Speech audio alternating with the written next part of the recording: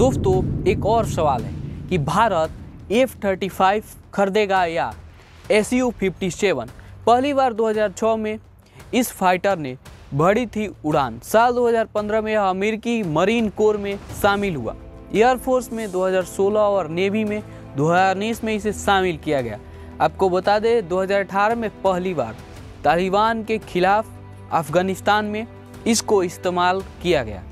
Israel ने इसी जो फाइटर प्लेन है इससे हिजबुल्लाह को जो है उसका खात्मा किया, यमन और ईरान तक हमला किया।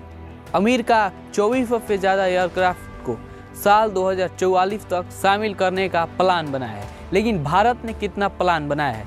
पिछले साल नवंबर में नेवी ने हूती विद्रोहियों के ठिकाने में अटैक किया था।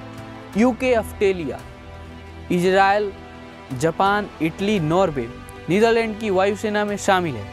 भारत को अमेरिका ने F-35 फाइटर जेट का ऑफर दिया।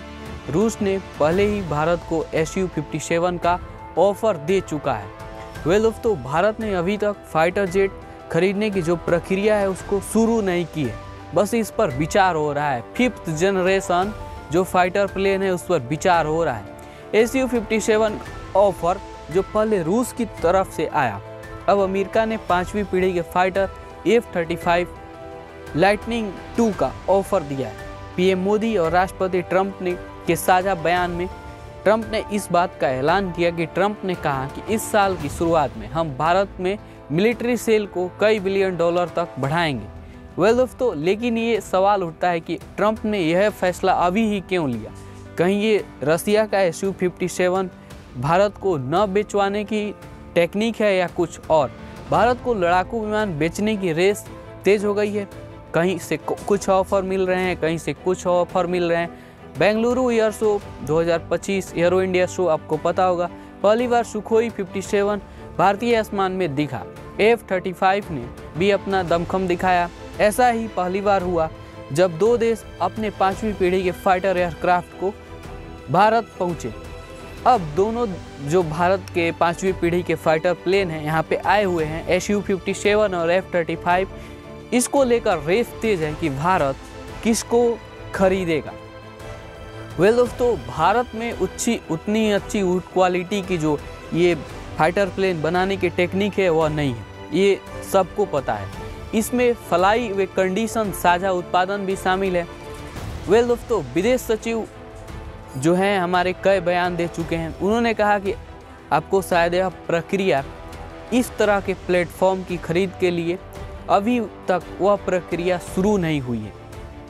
RFP यानी कि रिक्वेस्ट ऑफ प्रपोजल जारी किया जाता है, उस पर प्रतिक्रिया दी जाती है, उसका मूल्यांकन किया जाता है। फिलहाल यह प्रपोजल के स्तर पर और भी प्रक्रिया जो है शुरू नहीं हुई है। F-35 की खासियत, F-35 की क्या खासियत है? अत्याधुनिक 5वीं पीढ़ी का स्टेल्थ फाइटर जेट है। अमेरिका की उन्नत कंपनी ने इसे डेवलप किया है। हवा में ही दुश्मनों को नष्ट करने की क्षमता है।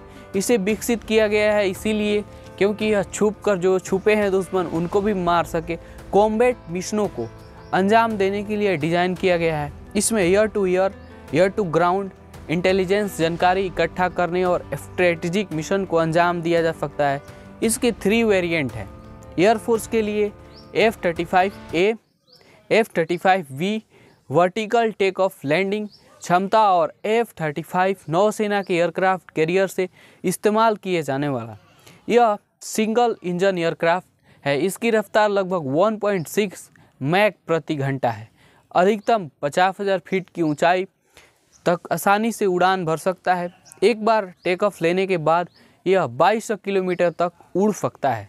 जी हाँ दोस्तों, इसमें स्टील्थ इंजन और मल्टी रोल टाइप के जो है सिस्टम लगे हैं। वहीं Su-57 भी रसिया का है और इसे रसिया की कंपनी ने, जो प्राइवेट कंपनी है, उसने डेवलप किया है और इसका खासियत भी सेम F-35 की तरह है। बस यह जो Su-57 है यह पहाड़ टाइप के इलाके हैं उनमें भी अटैक करने में सक्षम है। यही कुछ इसको खास बनाता है। दोस्तों अगर यहाँ तक इस वीडियो को देख रहे हैं और जियोपॉलिटिक्स और इंटरनेशनल रिलेशन जैसे मुद्दों में आपकी दिलचस्पी है तो जुड़िए हमारे साथ और देखते रहिए दिस प्लान।